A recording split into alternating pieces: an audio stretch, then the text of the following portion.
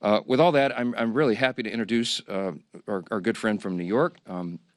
Chairman Andrew Garbarino is the chair of our House Committee on Homeland Security, and he's here with us this morning to tell us a little bit more about the grave consequences of the Democrat shutdown on America's national security. It could not be more serious than it is right now. Andrew, go ahead. Thank you, Speaker. Sure.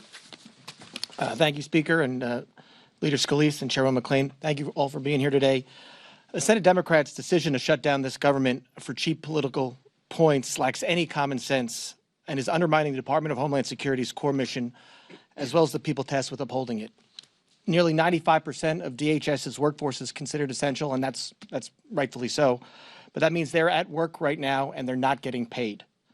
More than 63,000 CBP personnel, including U.S. Border Patrol, are continuing their steadfast commitment to securing our borders.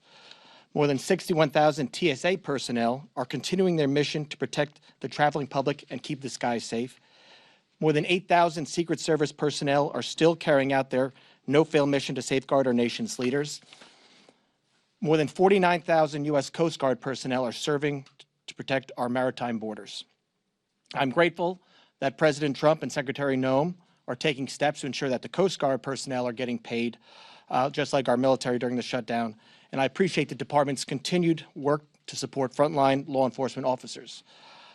I think, though, it's also very vital that we ensure that TSA security officers are compensated as well. Just because the government shut down doesn't mean people aren't still flying. We owe all of these men and women at DHS a debt of gratitude for their continued service.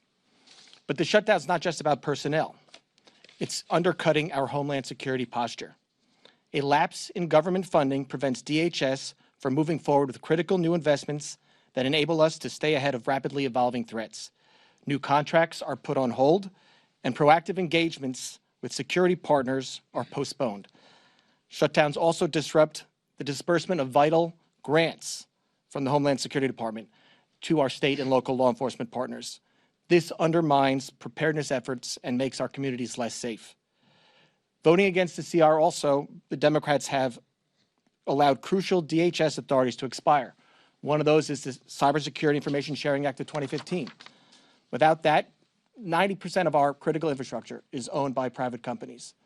They can't communicate with us right now. They can't tell us when there's a cyber attack because this lapsed.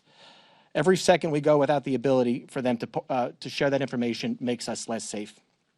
They've also the counter drone authority has also lapsed. That was in the CR.